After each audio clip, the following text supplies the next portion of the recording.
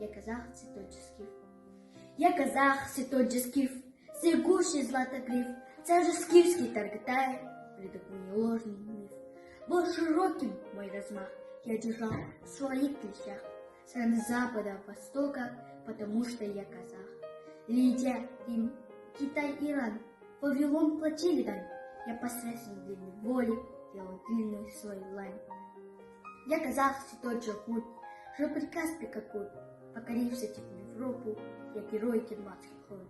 Я казах, небесный чур, волк, буря, каскарый гор, человека, человек, разрушитель Тимур.